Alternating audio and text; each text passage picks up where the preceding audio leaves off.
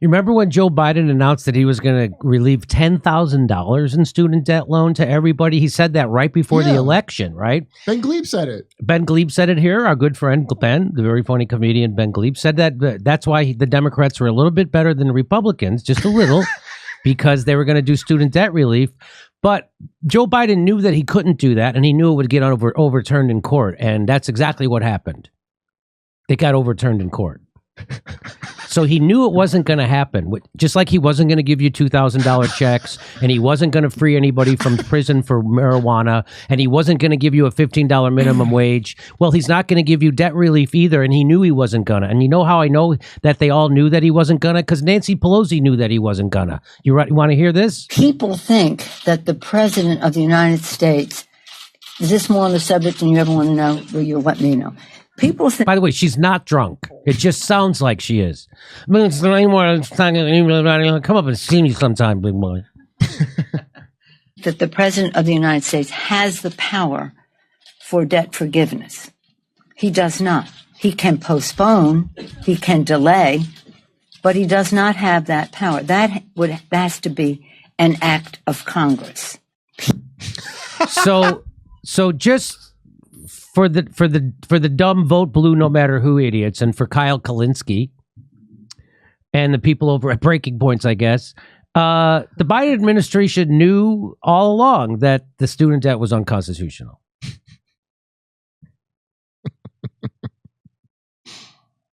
We gotta follow the Constitution. And Biden wanted it to be unconstitutional. He wanted it. He knew it was, and that's why he did it.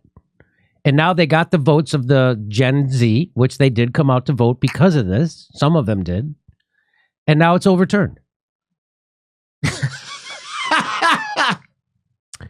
District Judge Mark Pittman, a Trump appointee, ruled that the program, which would have provided borrowers with up to $20,000 in student loan relief, was an unconstitutional exercise of Congress's legislative power. As an agency, the Department of Education technically receives its authority to make rules from Congress. Since the issue of student loan forgiveness is of vast economic and political significance, Pittman found that the agency is required to show that it has a clear authorization from Congress for the program, which he ruled it did not. Whether the program constitutes good public policy or not is not the role of this court to determine. Still, no one can plausibly deny that it is either one of the largest delegations of legislative power to the executive branch or one of the largest exercises of legislative power without congressional authority in the history of the United States.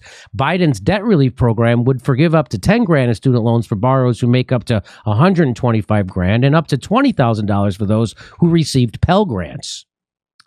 I love how this is a violation. This violation of the Constitution will not stand. Not the policing, no, or the torture, or the spying on you. But this is the one they got to stop. You have gone beyond the pale, sir. I'm 100% for student debt relief. Let's just listen to what she said again. People think that the President of the United States, is this more on the subject than you ever want to know? Well, you'll let me know. People think that the President of the United States has the power for debt forgiveness. He does not. He can postpone, he can delay, but he does not have that power. That has to be an act of Congress. And we won't do that. Right. And we're not going to do that.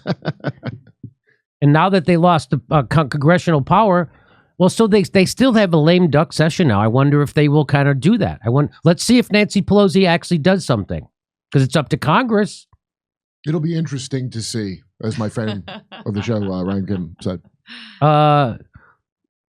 GOP extremism in Roe played a big role. But let's not pretend student loan debt reduction, pardoning federal weed offenders, and onshoring 350,000 jobs didn't help. It definitely did. Dems would have done much worse without it. What? Oh, he's a real liar, huh?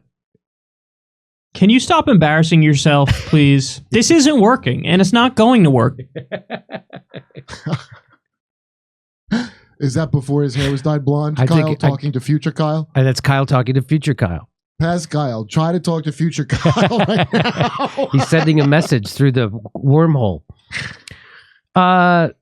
and this is what Rocky Belger said, literally the exit polls from Michigan governor's race. None of those issues you listed were a factor in determining who won. 75% of the vote came down to two issues, Roe versus Wade and inflation. Pardon for marijuana possession conviction was actually meaningless. They're not actually, there's nobody getting, and no one was being held in federal jail solely for possession, so it didn't free anyone. And it didn't even expunge their records. So he got credit for doing absolutely nothing. It was an important first step towards kind of, sort of, maybe thinking about it. So that's my favorite picture.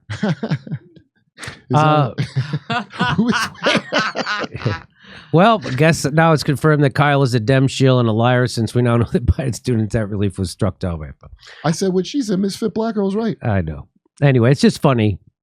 Just funny. We'll see you November 19th and 20th in Austin, Texas. November 26th, that's the Saturday after Thanksgiving, in Burbank. And then all December, we're going to be in Los Angeles doing Friday night shows. Go to jimmydore.com for a link for all the tickets and become a premium member. While you're there, you get all of our videos unedited. jimmydore.com, not Jimmy Dore Comedy.